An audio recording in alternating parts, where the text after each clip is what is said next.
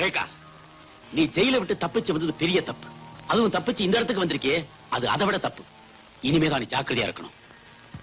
ஆமா ரேகா, உண்மையான குற்றவாளியை கண்டுபிடிச்சு நாம போலீஸ்ல ஒப்படைக்கிற வரைக்கும் நீ தலைமறைவா தான் இருக்கணும்.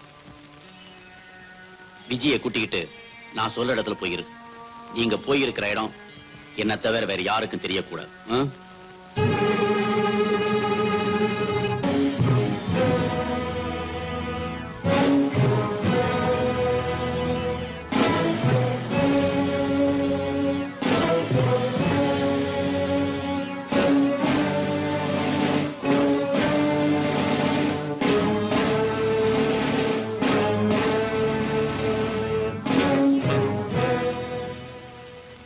ரொம்ப பேசாத, விஷயம் என்னாச்சுங்கிறத மட்டும் சொல்லு. அந்த ஹாங்காங் பார்ட்டிகிட்ட இருந்து பாக்ஸ வாங்கி ஜீப்ல வச்சுக்கிட்டு மின்னல் வேகத்துல ஓட்டிட்டு வந்தேன். திடீர்னு போலீஸ் மடக்கிடுச்சு. என்ன பண்ண? தப்பிக்க வேற வழியே தெரியல பாஸ். பாக்ஸ தூக்கி எறிஞ்சிட்டு ஜீப்ல இருந்து எகிரி குதிச்சு தப்பிச்சு ஓடி வந்துட்டேன் பாஸ். என்ன அவங்க நல்லா பாத்துட்டாங்க. இப்ப நான் வெளியில போனா மாட்டிக்குவேன். அதுக்கு என்ன செய்ய போற? கொஞ்ச நாளைக்கு நான் எங்கேயுமே போகாம இங்கேயே இருந்துறேன் பாஸ். Very good. அவனை அவுத்து விடுங்கடா.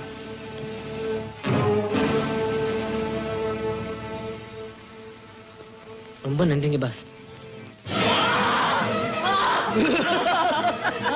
அம்மா, இனிமே போலீஸ் மாத்திரம் இல்ல, யாருமே உன்னை அடையாளம் கண்டுபிடிக்க முடியாது. தாராளமா எங்க வேணாலும் சுத்தலாம்.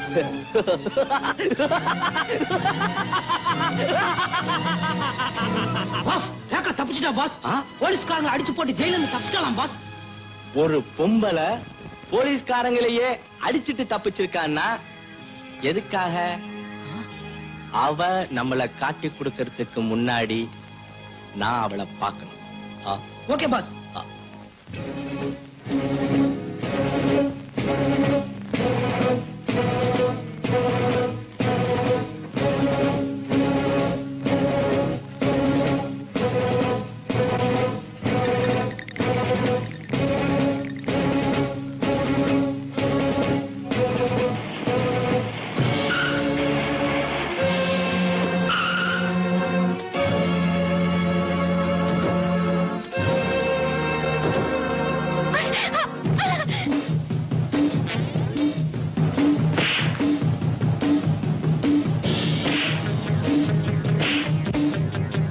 ரேகா, அவனுங்க என்ன தேடி வரல, உன்னை தேடி தான் வந்திருக்காங்க.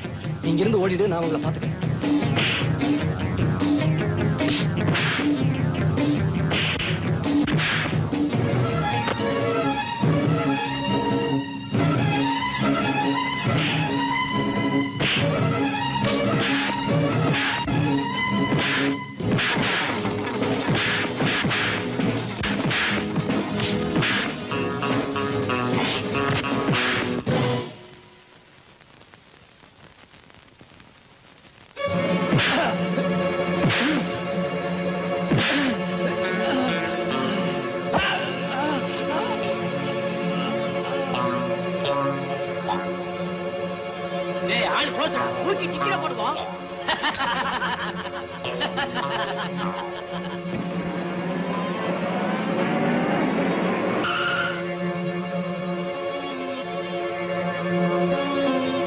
என்னடா ஆச்சு? பாஸ், அந்த பொண்ணு தப்பிச்சுட்டா.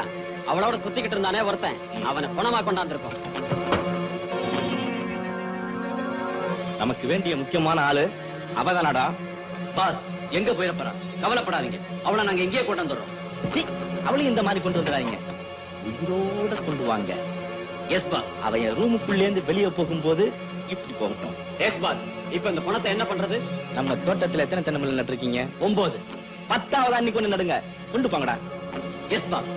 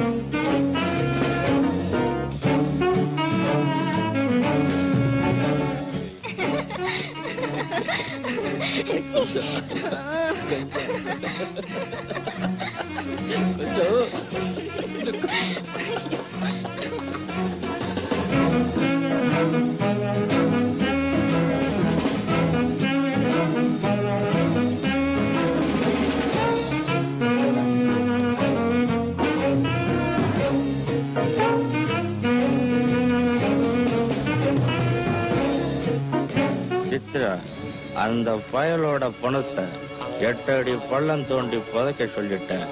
இந்நேரம் அவன் கதையை முடிச்சு சமாதியே கட்டியிருப்பாங்க. இவன் கதை முடிஞ்சு போச்சு. ஜெயில இருந்து தப்பிச்சு போனாலே அவளை பத்தி என்ன முடிவுக்கு வந்தீங்க? அவ வெளியில இருக்க வரைக்கும் நமக்கு ஆபத்து தான்.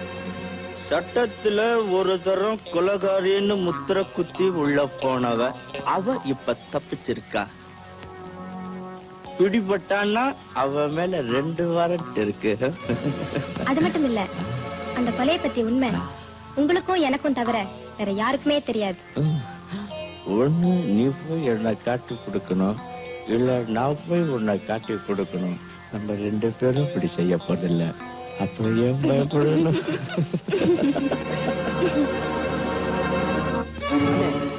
நீங்க சொன்னீங்களே அந்த ப்ரொடியூசருக்கு 3ஆவதா ஒருத்தின்னு, அவ இப்ப அந்த சண்டாளனோட குஞ்சிக்கிட்டு இருக்கானே. அவ குஞ்சிக்கிட்டு இருந்தத நீயே கண்ணால பாத்தியா? அப்போ அந்த கொலையை அவதான் செஞ்சிருக்கணும். அவங்க பேச்சுல இருந்து நானும் புரிஞ்சுக்கிட்டேன். விஜய், அவளை எப்படியாவது கடத்திட்டு வந்து போலீஸ்ல ஒப்படைச்சு உண்மையை கக்க வச்சா ரேகா உயிரை காப்பாத்திடலாம். அவ்வளவுதானே? எப்படி நான் செஞ்சு காட்டுறேன், வரனே.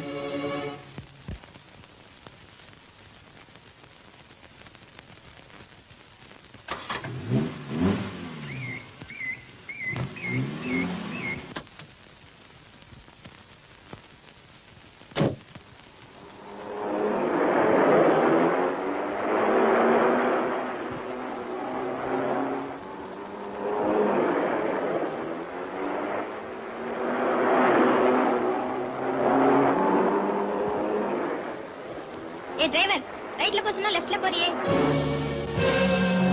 நீயா? என்னடா பைத்தியக்கார மாதிரி வந்து நிக்கிற?